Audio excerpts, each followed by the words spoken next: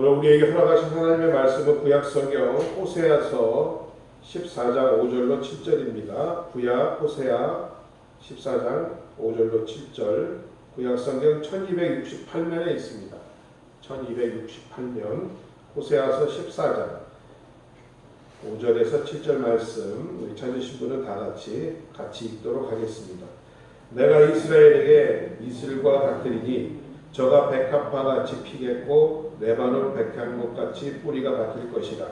그 가지는 퍼지며 그 아름다움은 감람나무와 같고 그 향기는 레바논 백향목 같으리니 그 그늘 아래 거하는 자가 돌아올지라. 저희는 곡식같이 소성할 것이며 포도나무같이 꽃이 필 것이며 그 향기는 레바논의 포도주같이 되리라. 네. 호세아서 14장 본문으로 뿌리 깊은 신앙이라는 제목으로 여러분과 함께 은혜 나누기를 원합니다. 지난 시간 우리가 그 새로워지는 신앙에 대해서 살펴보았습니다. 오늘은 뿌리가 깊은, 심지 깊은 신앙에 대해서 함께 묵상해 보고자 합니다. 뿌리 깊은 남간 바람의 아님일세, 꽃 듀오코 여름 하나님, 바로 세종대왕의 용비어천가입니다. 뿌리 깊은 남간, 뿌리 깊은 나무는 바람에 아님일세, 바람에 흔들리지 아니하나니 꽃 듀오코, 꽃이 좋고 여름 하나님, 열매가 많다라고 용비어천가에서 이 말을 하였습니다. 오늘 호세아서 14장 본문은 반역한 이스라엘 백성들이 여호와 하나님께로 돌아와 입술의 열매를 바치니 하나님께서 그들을 기쁘게 사랑하시고 진노를 버리시고 축복하는 사건을 기록하고 있는 본문입니다. 우리가 성경을 보면 나무에 대한 비유가 참 많이 있습니다. 오늘 본문에도 감람나무, 무화과나무, 레바논의 백향목 등, 특히 오늘 본문에 등장하는 이 감람나무는 그 아름다움이 믿는 사람들의 영혼의 거룩함으로 하나님 보시기에 아름다운 것으로 표현되는 나무입니다. 또한 감람나무는 상록수이기 때문에 늘 푸르고 청청합니다. 하나님 앞에서 절개를 지키는 의인을 나타낼 때 감람나무를 비유하기도 합니다. 또한 백향목의 향기는 우리 믿는 사람들의 기도가 충만한 것을 의미합니다. 또 생명수강 옆에 심기운 생명나무는 날마다 열매를 맺으며 그 잎사귀는 만국을 치료한다고 성경은 기록하고 있습니다. 이와 같이 우리에게 주신 자연의 여러 가지 선물 중에서도 나무는 그 푸르름으로 인하여 참으로 지친 우리에게 활력과 휴식을 허락하고 또한 우리 대기의 공기의 허파 역할을 하기도 하는 것입니다. 이와 같은 한 나무가 크고 튼튼하게 자라려면 무엇보다도 뿌리를 깊이 내려야만 하는 줄로 믿습니다.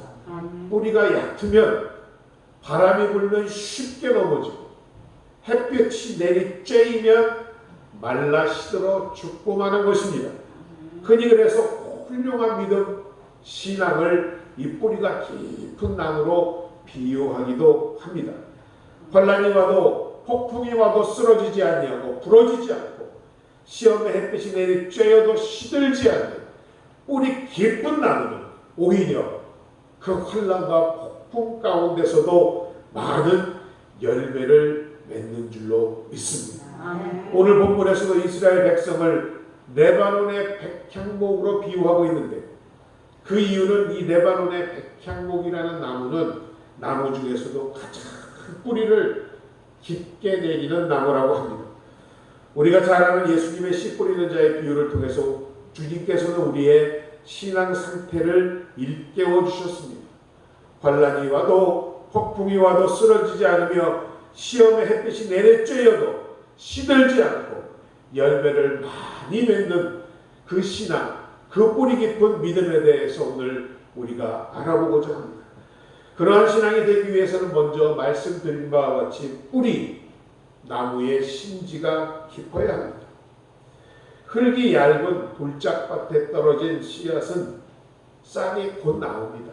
하지만 햇빛이 내리쬐기 시작하면 그 뿌리가 깊지 못하므로 시들어 죽고 만다는 것이 예수님의 씨 뿌리는 비유입니다. 여기서 밭은 바로 우리의 마음이요, 씨앗은 하나님의 생명의 말씀을 의미합니다. 마가복음 4장 16절에서는 말씀합니다. 또 이와 같이 돌밭에 뿌려졌다는 것은 이들을 가리키는 것이니 곧 말씀을 들을 때에 즉시 기쁨으로 받으나 그 속에 뿌리가 없어서, 보세요, 뿌리가 없어 잠깐 견디다가 말씀으로 인하여 환난과 박해가 일어나는 때에는 곧 넘어지는 자라고 말씀하고 있습니다. 흙이 얕다라는 것은 말씀을 참 쉽게 잘 받는 것 같지만 그 마음의 밭이 얇음으로 인해서, 얄팍함으로 인해서 쉽게 기뻐하고 쉽게 근심하고 흥분하고 식어버리는, 감정에 치우치는 신앙을 의미합니다. 마치 얇은 양은 냄비가 참 불에 빨리 끓잖아요. 끓어올랐다가 불만 꺼보세요. 금방 싸늘하게 식어버리는 양은 냄비와 같습니다. 그러나 뚝배기를 한번 보십시오. 쉽게 달궈지지 않습니다. 오래 끓여야지만 그릇이 따뜻해집니다. 하지만 한번 달구어지면 그 온기가 식지 않고 오래감으로 오랫동안 따뜻하고 맛이 깊은 음식을 우리가 먹을 수 있지 않습니까? 마찬가지로 흙이 깊어야 나무가 온전히 뿌리를 내릴 수 있고, 또 뿌리가 깊어야 그 나무는 좀처럼 시들지도 죽지도 않는 것입니다. 사막의, 아라비아의 사막 가운데 보면 종려나무, 야자수라고도 하는데요. 이 종려나무는 그 강한 햇빛 모래사장 가운데서도 시들지 않고 싱싱하게 자라며 야자와 같은 열매를 맺습니다. 그 이유를 찾아보니 그 사막의 뜨거운 모래 표면은 아무리 뿌리를 뻗어봐야 물을 찾을 수가 없답니다. 그렇기 때문에 물을 찾아 땅속으로 깊이 내려가기 때문에 아무리 사막 가운데 있더라도 이 나무는 좀처럼 시들지 않는다라는 것입니다. 마찬가지입니다. 여러분들도 심지가 깊은 신자가 되면 여러분 어떤 감정에도 지배받지 않습니다. 내가 기분이 좋으면 믿음이 좋고 내가 우울하면 믿음이 나쁩니까? 그리고 환경이 어떠하든지 이랬다 저랬다 하지 않습니다. 왜? 그 중심의 기쁨으로 오직 믿음으로 행하는 사람이기 때문인 줄로 믿습니다. 이러한 분들은 기도 응답이 오래 걸려도 절망하거나 낙심하지 않습니다. 오히려 더 주님께 가까이 나가며 감정에 치우쳐 듣고 보는 것에 요동치지 않습니다. 또한 오직 주님과 그분 말씀 위에 서서 믿음으로 말미암아 시들지 않는 심지가 깊은 사람인 것입니다. 겉으로는 잘 드러나지 않지만 여러분, 내면 깊은 곳에 그분은 하나님에 대한 사랑과 신뢰가 깊이 뿌리내려 있는 사람인 것입니다. 옛날 한 수도사가 올리브 나무에 묘목을 심었답니다. 그러고는 하나님께 기도했습니다. 하나님, 이 연약한 뿌리가 잘 자랄 수 있도록 단비를 내려주옵소서. 그러자 하나님께서 단비를 내려주셨습니다. 또 그 수도사는 기도했답니다. 주님, 이번엔 햇빛이 필요합니다. 햇빛을 주시옵소서. 그러자 검은 구름을 다 몰아내시고 밝은 햇빛을 주셨더랍니다. 그러자 수도사는 오 주여, 이 나무를 튼튼히 하기 위해선 서리가 필요합니다 라고 큰 소리로 기도했다. 그랬더니 이번에는 그 어린 나무에 서리가 앉았더랍니다. 그런데 곧이어서 그 올리브 나무는 죽어버리고 말았답니다.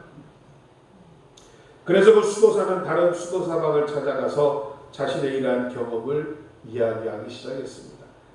그때 방에 있던 그 수도사도 올리브 나무를 키우고 있었는데 그 잘 활자란 올리브 나무를 이렇게 보여주면서 얘기하더라고요. 나는 나무를 키울 때 그 나무를 만드신 하나님께서 나보다 더 잘 알고 계시기 때문에 다만 주여 이 나무가 필요한 것을 때에 따라 주시옵소서. 아멘. 강풍이든 햇빛이든 바람이든 비든 선이든 하고 기도드렸을 뿐이든다라고 얘기하더랍니다. 이것이 나무가 잘 자라게 된 비결이었습니다. 아멘. 여러분, 우리가 기억할 것, 우리는 믿음 생활을 하면서도 내 생각과 말과 행동 속에 하나님을 끌어들이려는 경향이 있습니다. 아멘. 참 믿음은 전적으로 오직 예수님께 매달리고 하나님의 뜻을 깨달아 그 뜻에 합당하게 순종하는 일입니다. 아멘. 즉 하나님의 뜻에 나의 생각을 일치시키는 것이 하나님을 향한 깊은 사랑과 신뢰가 있는 뿌리 깊은 신앙인 줄로 믿습니다. 아멘. 이런 여러분의 신앙이 될 때에 여러분의 신앙의 나무는 온전히 뿌리 내려 어떤 환난의 바람이 불어도 쓰러지지 않으며 어떤 시련이 와도 넘어지지 않는 심지가 깊은 신앙인이 될 줄로 믿습니다. 아멘. 두 번째로 우리의 신앙의 나무는 숨은 뿌리가 있어야 합니다. 아무리 보이는 줄기와 무성한 잎이 있고 그 심지가 깊은 나무라 하더라도 정작 그 나무가 건강해지려면 보이지 않는 뿌리, 즉 숨은 뿌리가 많아야 한다라는 것입니다. 귀한 산삼도 여러분, 좋은 산삼이 어떤 것인지 아시죠? 잔뿌리가 무수히 나 있는 산삼이 효능도 좋고 뛰어납니다. 그래서 더욱 귀하게 취급을 받는 것입니다. 햇빛이 좋다고 뿌리까지 훤히 드러내버리면 그 나무는 곧 말라 시들어 죽고만 한 것입니다. 길가에 버려진 말라 비틀어진 잡초를 보면 우리가 알 수 있습니다. 뿌리째 드러나 있습니다. 이와 같이 생명이 있고 시절을 조차 열매를 맺는 건강한 나무가 보이지 않는 뿌리가 많은 것과 같이 생명력 있는 건강한 신앙인이 되려면 보이지 않는 은밀한 신앙생활에 풍성하도록 노력해야 할 줄로 믿습니다. 보이지 않는 숨은 신앙의 뿌리란 남이 보든지 보지 않든지 무릎 꿇어 주님께 늘 기도하고 말씀을 묵상하고 오른손이 하는 일은 왼손이 모르게 하며 또 사람들이 알아주던 알아주지 않던 교회와 하나님을 위해 헌신과 숨은 봉사가 많은 은밀한 신앙생활을 말씀드리는 것입니다.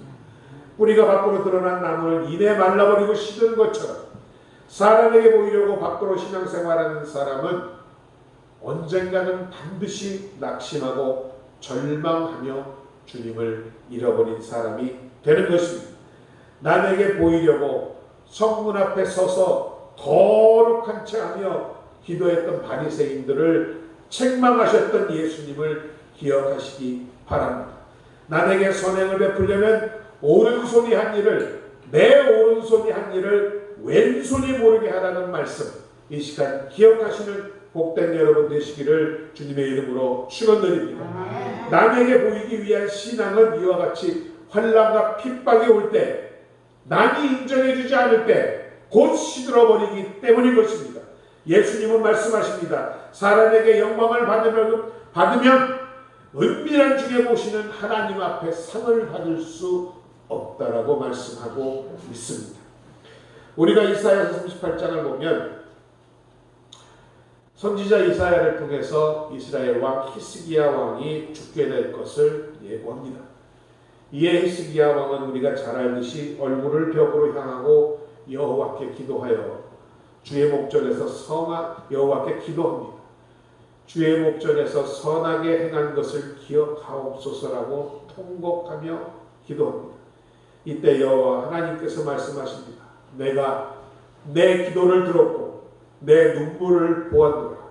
내가 내 수완에 15년을 더하고 아수르의 손에서 건져내리라고 응답하셨습니다. 그 후에 바벨론 왕 무로닥 발라단이 히스기야가 이와 같이 기도함으로 15년의 생명의 연장을 받았다는 치유의 소식을 듣고 편지와 예물을 히스기야 왕에게 보내옵니다. 그때 히스기야가 바벨론의 사자들을 말미암아 기뻐하며 자신의 궁중의 모든 보물과 무기고를 그들에게 남김없이 보여주었습니다. 자랑했습니다. 이 일 이후에 이사야 선지자가 하나님의 큰 노여움과 책망을 히스기야 왕에게 전합니다. 보라, 날이 이르리니 내 집에 있는 모든 소유와 내 열조가 오늘까지 쌓아둔 것이 모두 바벨론으로 옮김바 되고 남을 것이 없으리라고 경고하십니다. 왜 그랬습니까? 하나님의 은혜로 죽은 자가 살아났으며 또 하나님께서 나를 살려주시고 아수르 군대도 멸하셨음을 고백하며 하나님께만 영광을 돌리며 감사했어야만 합니다. 내 자신의 뿌리를 드러내지 말았어야만 합니다. 그러나 정작 히스기야는 그러하지 못했습니다. 은혜를 은혜로 끝까지 지키지 못했습니다.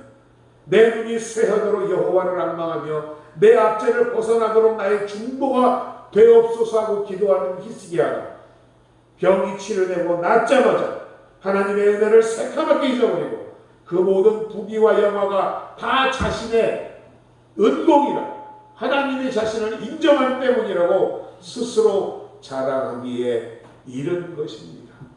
사람들의 칭찬에 눈이 멀어 자신의 뿌리를 태양 앞에 드러내고 말았던 것입니다. 여러분, 우리의 영적 신앙생활에도 숨겨진 부분이 많아야 뿌리가 많은 신앙인이 됩니다.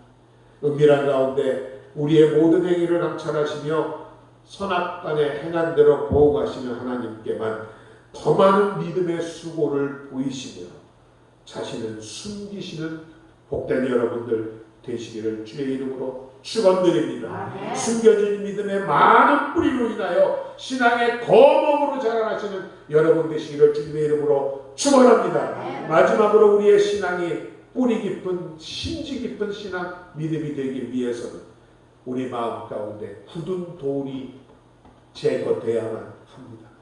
씨 뿌리는 자의 비유에서도 보듯이 흙이 얇고 굳은 돌 위에 뿌려진 씨앗은 뿌리를 내리지 못하고 이내 시들어 말라버립니다.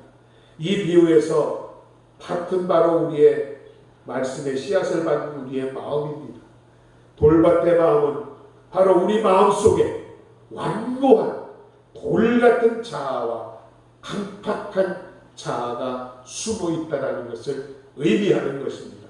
이러한 굳은 돌멩이를 마음속에서 빼내어야 하는 것입니다.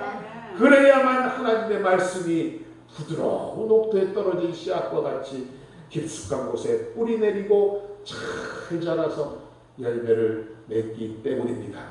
에스겔서 36장 26절은 말씀합니다. 또 새 영을 너희 속에 두고 새 마음을 너희에게 주되 너희 육신에서 굳은 마음을 제거하고 부드러운 마음을 주시겠다라고 주님은 약속하고 계시는 것입니다. 주님의 말씀을 통하여 새 마음, 곧 우리의 마음의 변화를 주고 강팍하고 완고한 마음을 뽑아내버리고 순종케 하시며 성령을 너희 마음속에 부어 주심으로 우리의 마음이 부드러운 옥토가 되어 하나님의 언약의 말씀을 잘 받아들일 수 있도록 해 주시겠다라는 말입니다. 여러분 모두 이러한 마음의 굳은 돌을 제거하기 위하여 기도하고 힘쓰는 여러분 되시기를 주님의 이름으로 축원합니다. 말 한마디로 천냥빚을 갚는다고 합니다. 그러나 그 마음에 있는 것이 곧 말로 나온다고 했습니다. 즉 내 마음의 굳은 돌밭에서 나오는 굳은 말이 아닌가 다시 한번 생각하고 말하는 우리 모두가 되기를 주님의 이름으로 축원합니다. 이러할 때에 새 영인 성령을 우리에게 부어 주신다고 말씀하고 있습니다. 우리는 너나 나나 할 것 없이 누구나 하나님의 은혜와 축복을 받고자 합니다. 예측할 수 없는 장래의 길을 갈 때 넘어지는 일도 없기를 원합니다. 그러나 우리의 마음은 교만과 질투로 빈틈이 없음을 고백합니다.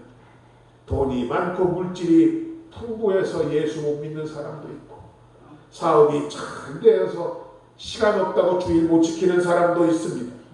또한 자신이 많이 배운 지식으로 인해서 설교도 제대로 듣지 못하는 사람도 많습니다.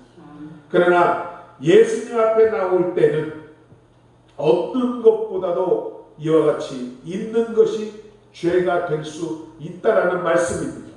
참된 축복의 거침돌이 되는 일이 많다는 것을 우리는 잊지 말아야 할 줄로 믿습니다.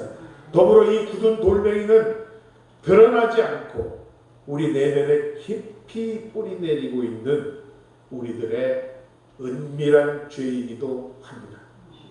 숨은 죄가 있는 사람, 마음이 자꾸 강팍해집니다. 강팍해진다는 말은 목이 뻣뻣하다는 말입니다.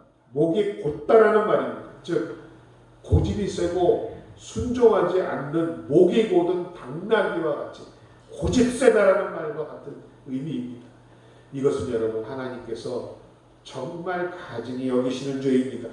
여러분 육신의 병 중에서도 부드러워야 할 것이 딱딱해지는 병들이 있습니다. 간경화 그렇죠. 동맥경화 그렇죠. 이 경화라는 것이 다 딱딱해지는 거 아닙니까? 간은 부드러워야 합니다. 그런데 그런 부드러워야 하는 간이 시커멓게 돌같이 딱딱하게 굳어져서 사망합니다. 또 혈액은 어떻습니까? 탄력이 있고 혈관에 혈액이 잘 지나다닐 수 있어야 되는 거 아닙니까? 그런데 이 혈관이 딱딱해지고 혈관벽이 굳어져서 혈관이 막히고 터지면 뇌졸중, 그 혈관이 흐르지 못하면 심장마비, 딱딱해져서 붓는 병입니다. 죽음에 이르는 병입니다. 그러나 여러분 더욱 심각한 것은 우리의 마음이 굳어지는 병입니다. 말씀을 들어도 변화되지 않습니다. 뿌리를 내리지 못해서 은혜를 받지 못합니다. 결국 영적으로 멸망할 수밖에 없다는 것입니다. 그렇기 때문에 하나님께서는 여러분을 사랑하시기에 당신의 자녀들을 강박한 마음 그대로 내어두지 아니하시고 고난과 시련을 통해서라도 방망이로 그 굳은 마음을 깨뜨려 버리시는 것입니다. 뜨거운 고난의 풀무불에 구워지고 주인의 마음에 차지 않으면 방망이로 깨뜨려지는 질그릇과 같이 만드신다는 것입니다. 하나님은 토기장이와 같다고 성경은 말씀합니다. 질그릇을 만들기 위하여 흙을 곡괭이로 삽으로 찍어 파내시 우리의 영혼의 고난을 통하여 찍어내어 교회로 부르십니다. 그 다음에는 우리의 가슴 속에 있는 아집과 교만으로 꽉 들었던 그 자아를 고난과 시련의 방망이로 깨뜨리십니다. 언제까지? 그 굳은 자아와 여러분의 은밀한 죄가 완전히 깨져서 여러분의 마음이 노골노골노골 온전한 땅이 될 때까지 하나님은 그와 같이 깨뜨리신다는 말씀입니다. 시편 51편은 말씀합니다. 하나님의 구하시는 제사는 상한 심령이라 상하고 통회하는 마음을 주께서 멸시치 아니하시리로다. 하나님께서 기뻐하시는 심령은 바로 이와 같이 죄를 회개하고 깨어지고 파스러진 심령인 것입니다. 심령의 굳은 것과 교만한 것을 제거한 심령이 바로 상한 심령입니다. 우리가 보기에는 상처있고 버려져야 할 것처럼 보이지만 하나님께서는 이러한 상한 심령을 귀히 여기신다라는 말씀입니다. 왜냐하면 이런 상한 심령은 마음이 가난하여 자기의 죄를 고백하며 회개하고 늘 그렇기 때문에 하나님의 말씀을 두렵고 떨림으로 받기 때문인 줄로 믿습니다. 이사야서 66장 2절을 말씀합니다. 나 여호와가 말하노라. 나의 손이 이 모든 것을 지어서 다 이루었느니라. 무릇 마음이 가난하고 심령에 통회하며 나의 말을 인하여 떠오는 자 그 사람은 내가 돌보겠다라고 주님은 말씀하고 계시는 것입니다. 굳은 마음이 깨어져 산산이 부서진 마음에게 하나님은 돌보아 주신다고 약속하고 계시는 것입니다. 그렇지 않으면 자기의 완고함을 택하여 가증한 것을 마음에 기뻐하고 하나님 앞에서 악을 행하고 하나님이 기뻐하시지 않는 것을 택하는 굳은 마음에게는 유혹을 주며 그들이 무서워하는 것을 임하게 하신다고 말씀하시는 것입니다. 여러분, 하나님이 부르실 때에 즉시 일어나가며 말씀하실 때에 아멘으로 화답하시는 여러분 되시기를 주님의 이름으로 축원드립니다. 굳은 마음을 제거하고 부드러운 마음을 주님으로 하나님의 말씀이 여러분 가운데, 인생 가운데, 자녀들 가운데, 환경 가운데 뿌리 내리고 튼튼히 뿌리 내리고 열매 맺는 여러분들 되시기를 주의 이름으로 축원드립니다. 제가 시 한 절 읽고 말씀 마치겠습니다. 한번 의미해 보시기 바랍니다. 영국 시인 그레이라는 분이 지은 시인데요. 부서진 대지에 곡식이 자라고 무르익습니다. 부서진 구름이 넓게 퍼져서 신선한 비를 뿌립니다. 그 곡식이 우리의 양식이 되고 살아가는 모든 날 속에서 이렇듯 부서진 것들에 의해서 새로워집니다. 하나님 앞에 부서진 마음은 회개하는 마음입니다. 주님은 결코 멸시하지 않으십니다. 뉘우침으로 부서진 것은 주님께서 기뻐하십니다. 우리의 주님께 귀중한 향기가 되는 것은 부서지고 회개하여 비어있는 마음입니다.